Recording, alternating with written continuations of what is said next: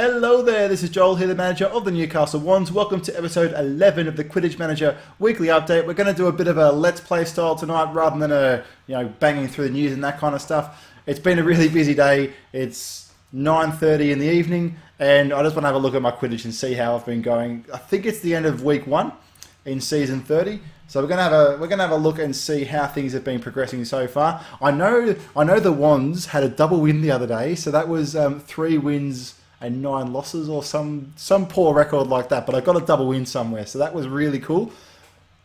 Before we get into that, I did have a list down the side of the screen here that was going to talk about a few bullet points. Point number 1 was Andre and his AMA, and that was something I mentioned in Quidditch Manager Weekly Update 10, was that he was going to do an AMA, and I've been reliably informed since then that he never did do the AMA, and I believe he slept in, but I don't know the details. I haven't read the forums either, so he may have explained it. But that was going to be presumably a way for, our community, of course, but then other people as well to see the game. They might be interested in sports management games and ask some questions of Andre about how he maybe made the game or what cool features are in the game, what's going to happen in the future. So that would have been a really cool thing to do. Maybe what we should do on the forums is have a list of questions that we would ask in an AMA, and then when Andre is ready to do it again, we can maybe get in there and ask those questions first to drum up a bit of support. Okay, tangent. Stop for a sec. Tangent. I'm gonna have a little story here. This was something I learned back when I worked at Dick Smith once upon a time. There was a service called the Quidditch service, which was going to be in-store technicians that would fix computers and help people out with stuff. So if someone bought an iPad, the Quidditch would help them to set it up. If someone bought a Bluetooth headset, Quidditch would help them sync it to their phone, that kind of stuff. So I went to the training for it once, and there was a story. There was a PowerPoint presentation, there was a video, and basically the story was that every initiative, everything needs, every idea needs that first idiot, the first person that jumps on the bandwagon, that jumps on board. Once that first idiot joins the party, then everyone else follows them. So the idea was that someone goes to a crowded place and starts dancing. So that's the idea. That's the first person, but no one else will dance with them until the first idiot comes along and dances with them. So you've got 2 people dancing in the middle of the crowded area. And once that first idiot joins in and is having fun, and everyone, those 2 are dancing, then other people will see them and also join in. So I guess what I'm saying to you guys, the veteran managers of Quidditch Manager, is when Andre starts up his AMA, we need to be the first idiots to go in there and ask the questions, and then other people externally will join in our group of fun and they'll ask questions as well, and then they'll learn about Quidditch Manager. So that's a nice little story, a nice little tangent. Something I learned a few years ago. The end of the story was that I was a clever dick for 2 weeks. No, not even that. I think it was 1 week because I was so bored. It was at the start of it, nothing happened for the first week, and I sat at the back waiting for people to come in for help, and it was just boring as anything. And I'm a salesperson. I prefer to talk to people and help them out with stuff face to face rather than waiting for them to come along and need their iTunes account set up. So I was incredibly bored, and I just went, nah, this isn't for me, and went back to sales. So that was my short story of being a clever dick. Let's go and have a look at the Quidditch now. Double loss. That's all right. We had the double win a couple of days ago. That was cool. I think I've got 3 wins for the season so far. Not much more to be expected. Actually, no, that's a lie. I thought I would be doing better by now. I thought that some of my players would be training up, and in Silver League they'd have a better chance. You can see down the bottom though. Yep, 3 wins, 11 losses. So I could and should get relegated this season. But it's the end of week 1. Who knows what will happen? In theory, my guys are all really young. They'll train better than any opponent that I've got, and they'll be better by the end of the season. That's the hope. That's the dream. The dream. Let's have a quick look at the higher leagues because that's what's important. We'll have a look at gold. The Jumbucks are in the middle somewhere, 7-7. So not great. The Belfast and Knoxlow. Now I think they had a bit of a good showing last season in the World Cup. In the last World Cup. So they're doing well at the top, 13-1. The Bromerers are up the top there. The Berry Shakers. Now, that name rings a bell because I'm sure they were in the same league as the Jumbucks. They're doing much better. So well done. The Axolotls are at the top again as well. I suspect they're trying to get back into Honor League. So that's a good showing. And wow. Wowee. The Ashwinders and the Corgis are both 13-1. and that's cool. I guess I was apprehensive. I was hoping that that the Ashwinders weren't out in front all on their own. So it's good to see that the Corgis are there, the Legionnaires are there as well. The Mifflins are a little bit behind the Flutterby, and then it all gets a bit crowded in the middle. It might be worth actually checking out the graph for that because no, pretty boring graph. It looks like the top four have been in the top four for a little while. So if you go back a few seasons, like if you look back through the Pensieve and look at the previous seasons, the first 7 days of Honour League were all over the place, and there was a different leader.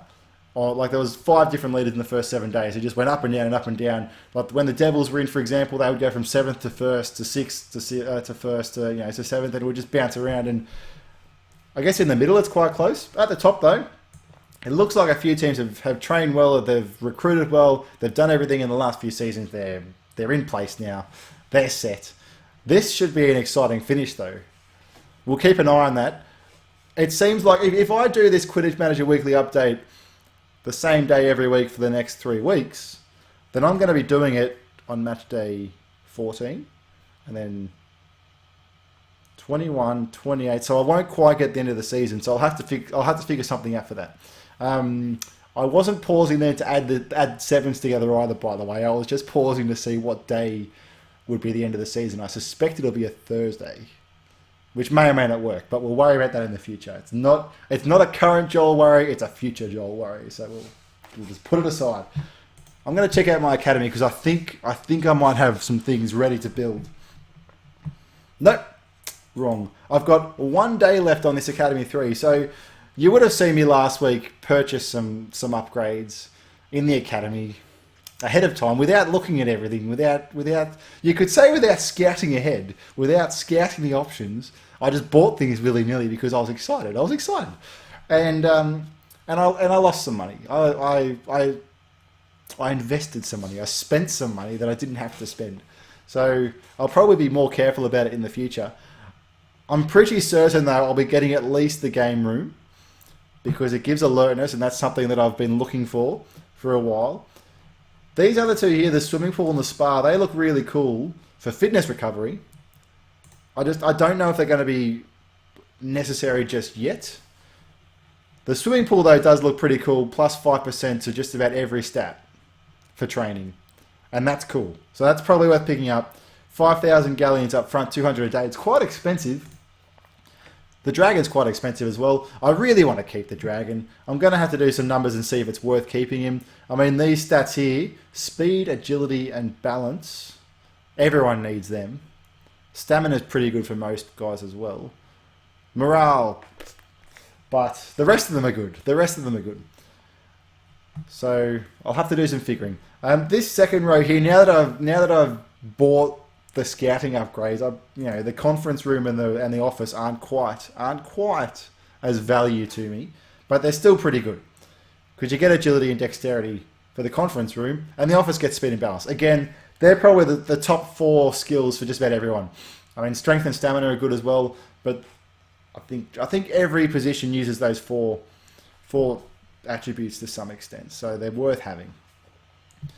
If your youth start at a higher level when you recruit them, when you find them as well, then it will just make it easier to train them up, I guess. Although, so on the flip side, if they start at higher levels, they hit level 99 earlier as well. So in theory, you're wasting some training down the line. But that's so far in the future. That's like a year away. That's ridiculously far into the future. So I guess if someone could make metrics, like a metric on that, or an equation of some sort that gives value to maybe late 20s.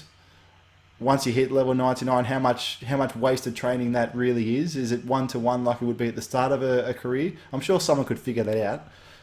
I'm not going to. Someone else can do that. We'll set up some friendlies as well because we need to. Like, my team needs the training. It needs the form from playing lower ranked sides. It needs the form to stay anywhere in contention and anywhere near learning new skills, because at the moment they're getting stomped every game. Stomp. So they just need that little spark. They need to know they can beat somebody.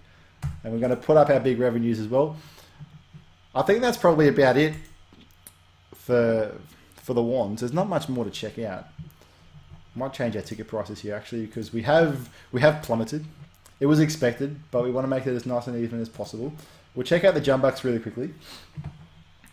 And while we're doing that, I just wanted to say this may mean nothing to anyone else, but in the last couple of days, oh, I don't know my password, right? In the last couple of days, this is parent speak. I've taught my daughter to say, "Oh baby," and it's awfully cute. So the reason, I guess, the story behind this is that last week sometime I was playing Hearthstone on the iPad on the lounge, and I made a really good play. I can't remember exactly what it was, but I suspect it had something to do with Bolvar 4 Dragon and playing him at like 15 plus attack onto the board. And there was no big game hunters left. There was no silencers left. And he was just there on his own, ready to just win. Hit the face for 15 and win. And I just yelled out, "Oh, baby." And then, like, from the next room, my daughter was like, "Oh, baby." And we thought that was incredibly cute. And then since then, like, we haven't been able to make her say it again. We've been able to get her to say, "Oh," or "obey," but not the whole thing anymore. But it was incredibly cute, and that's my side story of what's happened in the last little while. Card of Cauldrons. I'll take a piece of that, thanks, Sebastian. I'll take a piece of that. Again, not much more to check out for the Jumbucks. The Academy, the 3rd level, still has 2 days to go, so that's fine, that's fine. Okay, I did see something though. This is more the Let's Play style of Quidditch Manager Weekly Update. But on the front here, there's a few topics. I'm going to have a quick look at 1 or 2 of them because I haven't kept up with the forums for a little while. So I'm going to see what Oric has to say about trophies for players, because if it is anything if it alludes to what the title, that's not quite what I meant, but if it means what I think it means, then I think it's going to be very cool. So let's have a quick look. We have trophies for outstanding players every season. Let's see, categories. Yep, that's cool. I would like best under 21 player. I'm going to have heaps of them. I'm going to have 3 every season. So I'd like to get that award. That'd be cool. That'd be cool. Yeah, so so this is something that we've talked about in the past as well. I guess a community voting for who we think are the best players of a position or the best players of a season, maybe a Hall of Fame. So that looks pretty cool to me. I'd be quite happy to get on board something like that. I know a lot of the veterans of the forums will have very strong opinions on who would be eligible. I guess, you know, is it Mona? The level 90 plus. That's pretty cool. So that would be worth some sort of award. So yeah, I'll just fix this up as well. So yeah, I'm quite happy to see stuff like that on the forums. The cool thing about the forums lately, actually, since well, probably not even since we had the extra moderators, but the amount of talk that goes on the forums is really cool now. I remember, you know, this time last year, there wasn't much happening on the forums. I was more active then, but there weren't heaps of other people that were really active. But there's plenty now, half a dozen guys all having chats, new people joining in, plenty of tips and tricks and helpful things for everyone as well. Has anyone figured out the Academy yet? This is a side question. Has anyone figured it out? Has anyone gone, this is exactly what you need to buy to get this kind of reward, and that's all you have to do, and that's all the money you have to spend? Because I was having a chat to Andre about this the other day, and this was because I'd spent the 5,250 galleons, rip in peace, and I was saying to him, well, now that I've spent that money, I no longer need to buy the conference room or the office, so I've really saved like 5,000 galleons there because I don't have to buy them up front. And I don't have to pay any upkeep, so I'm going to make my money back. I've made my money back in like 2 days, really. Like when all you suckers go and buy it at the end of the season, and then you know, you save your money on your scouting, you're actually spending more money on infrastructure. So this time next season we'll all be in the same boat. I don't think I'm quite going to have the same stuff as you guys at that point, because you'll have like more buildings and I won't. So. That was just me trying to make myself feel like I hadn't made a massive error and spent all that money. Random drug testing. This is an interesting topic. I wouldn't mind seeing this in fouls, injuries, and suspensions. Some form of, I guess, wizard-related drugs would be an interesting addition to the game, and perhaps if the Ashwinders players were found to have been having performance-enhancing drugs for the last few seasons, they would be banned for like at least 6 months of our time, and someone else could win the trophy. That would be cool. That would be cool. So yes, I don't think that's too bad actually, but I'm really excited for fouls, injury, suspensions. I'm not going to lie, that's something that I think is going to be really cool. It's going to change the game more than the academy will. The academy will change how we get players and how they progress.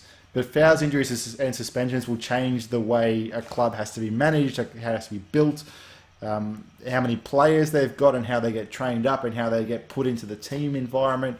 I think that's going to have a much bigger change, and I'm quite excited for that to happen. And I don't know when that's going to happen, but I think it'd be fair enough to say season 34 would be a good time, because that'd be right between the next World Cup and the one after that. There'd be 4 seasons after the youth academy came into being. So if we just keep Andre to that kind of schedule, I'm sure he'll agree to it. We just keep it to that schedule, and that'd be great. That'd be great. So yeah, Mona Duffy, that's the one. Mona Duffy, level 90 plus. I think we're going to leave it there. It's 20 to 10 in the evening. I'm pretty sure the girls are asleep now. I'm just doing this at the end of a long, busy day, and I didn't really have any other time to do it. Tomorrow morning, I'm gonna race out to the post office again. I'm trying to get a passport together at the moment. For those of you that don't know, I love cricket. I play cricket. I watch cricket. It's great. It's a great sport. In Australia / New Zealand, there is a World Cup for the one-dayers coming up. I think it starts the middle of February. But I jokingly said to my dad the other day, we should go and watch a World Cup match, and we should watch it in New Zealand, because why would we watch it in Australia where we live when we can go overseas to New Zealand and look at hobbits and stuff? And so he said, yeah, that's cool. And I said, oh, that's cool. And I've been trying to get a passport together for the last week. So I've got to fill out these forms. I had to get someone to sign the back of a photo. I'll show you my photo. This is my photo. That's me. See the resemblance? I may even be wearing the same shirt when I took this. And on the back of the photo, they've got to write like a thing. It's got to be very specific. It's got to say, this is a true photo of my name, Joel Harrison Stuckey, and sign it. Now, that's got to be done in black pen.